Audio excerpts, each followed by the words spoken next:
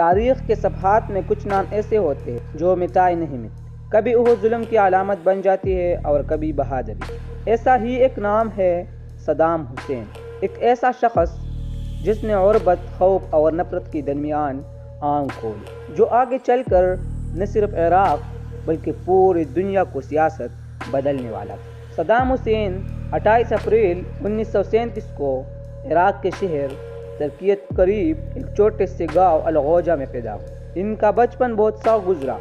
والد ان کی پیدائش سے پہلے ہی فوت ہو گئی تھی۔ ماں نے دوسری شادی کی، مگر صدام کا تعلق اپنی سوتیلی فیملی سے کبھی اچھا نہ رہا۔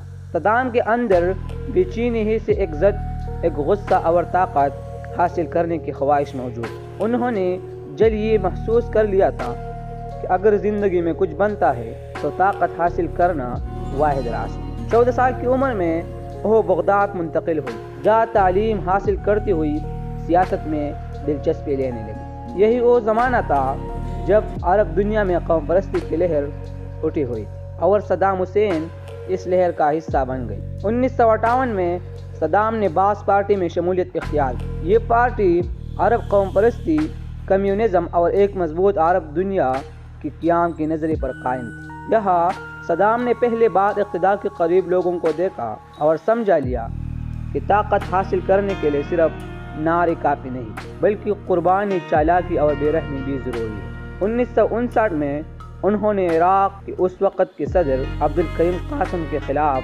قاتلانہ حملہ میں حصہ لیا۔ حملہ ناکام ہوا اور صدام کو ملک چھوڑنا پڑا۔ وہ مصر فرار ہو گئی، جہاں انہوں نے جلاوطنی کے دوران سیاسی تربیت حاصل کی۔ 1963 میں باس پارٹی نے پہلے بار عراق میں اقتدار پر قبضہ کیا۔ صدام حسین واپس عراق آئی اور سیاست میں متحرک ہو گئی، لیکن پارٹی کا اندرونی اختلافات کی وجہ سے اقتدار زیادہ دیر تک قائم نہ رہ سکا۔ صدام حسین نے اگلے چند سالوں میں اپنی سیاسی جالوں سے آہستہ آہستہ طاقت کے تمام مراکز پر قابض ہونا شروع کر دیا۔ وہ صبر سے کام لیتے رہی، مگر ان کے ارادے پولاد جیسے۔ 1968 میں جب باس پارٹی نے دوبارہ اقتدار سنبھالا، صدام حسین کو ڈپٹی صدر کا عہدہ ملا، لیکن حقیقت میں وہی اصل طاقت بن چکی تھی۔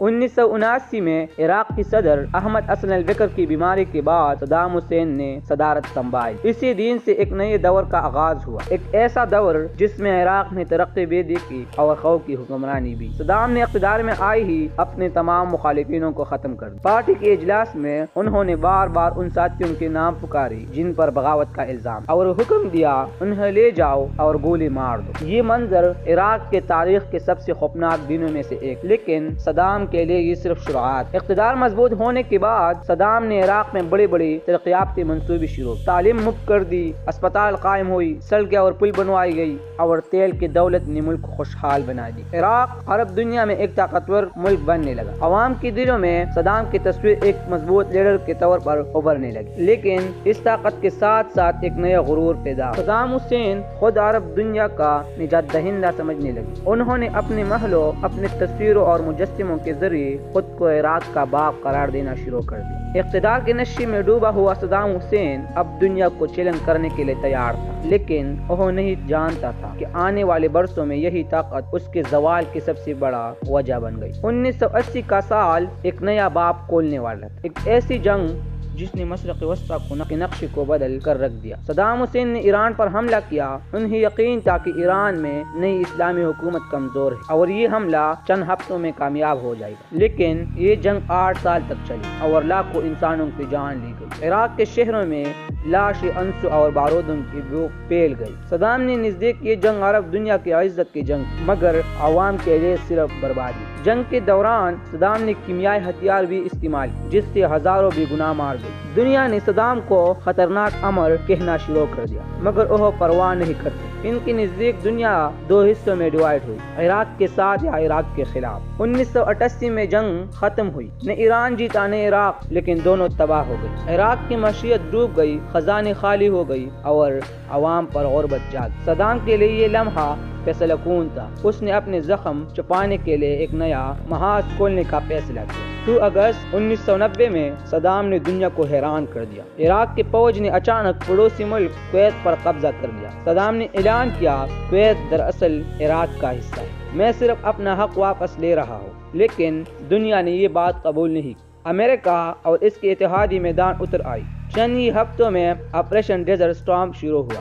آسمان سے بم برسنے لگی اور صدام کی فوجی پیچھے ہٹنے لگی۔ کویت آزاد ہو گیا، لیکن عراق کا غرور زمین بوس ہو گیا۔ کویت کی جنگ کے بعد عراق پر سخت اقتصادی پابندی لگائی گئی۔ خوراک، دوا، تیل سب پر پابندی۔ عراق کے عوام بھوک سے مرنے لگی، بچی دواؤں کے بغیر تپڑنے لگی، مگر صدام اپنے محلوں میں بیٹھے دنیا کو للکارتے رہے۔ انہوں نے مغربی طاقتوں کے خلاف تقریر کی، خود کو اسلام اور عرب قوم کا محافظ کہا۔ عراق کے اندر کچھ لوگ ابھی بھی انہیں ہیرو مانتے تھے، کیونکہ وہ امریکہ کے خلاف ڈٹی ہوئی تھی، مگر بہت سے لوگ انہیں ایک ظالم امر سمجھنے لگے جس کی ضد نے ملک کو برباد کر دیا۔ 1991 میں عراق کے جنوبی اور شمالی علاقوں میں بغاوتیں ہوئی۔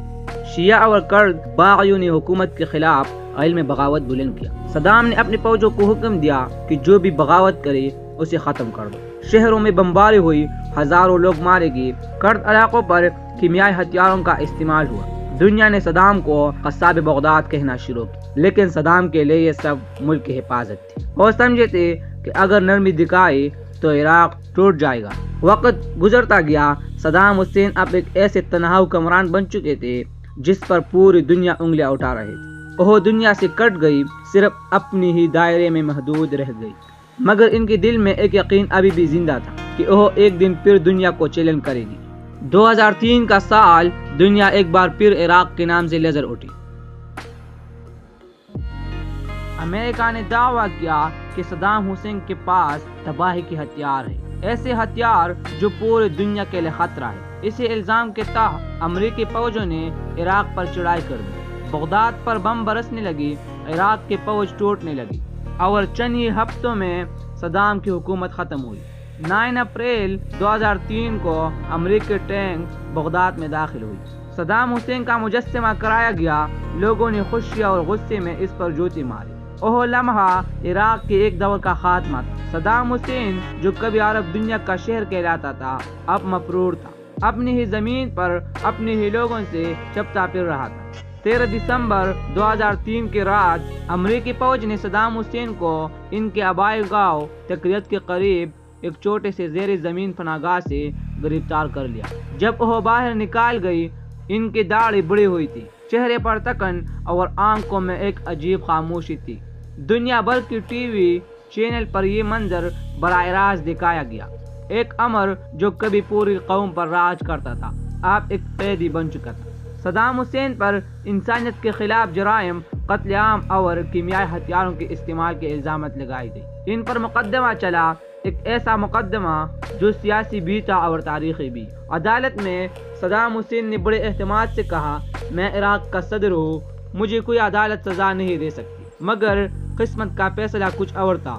5 نومبر 2006 کو انہیں سزائے موت سنائی گئی۔ 30 دسمبر 2006 عید الاضحیٰ کی صبح صدام حسین کو پھانسی کے تختے تک لایا گیا۔ چہرے پر کوئی خوف نہیں تھا، وہ آہستہ سے مسکرائے اور کہا، میں مر رہا ہوں مگر عراق زندہ رہے گا۔ پھر پھاندا کسا گیا اور ایک دور ختم ہو گیا۔ صدام حسین کے مرنے کے بعد بھی دنیا آج انہیں دو زاویوں سے دیکھتے ہیں۔ کچھ لوگ کہتے ہیں وہ ایک ظالم امر تھا جس نے اپنے ہی لوگوں کو قتل کیا، جس نے ملک کو تباہ کر دیا، اور کچھ لوگ کہتے ہیں وہ ایک بہادر لیڈر تھا جس نے امریکہ جیسے طاقتور دشمن کے سامنے کبھی سر نہیں جھکایا۔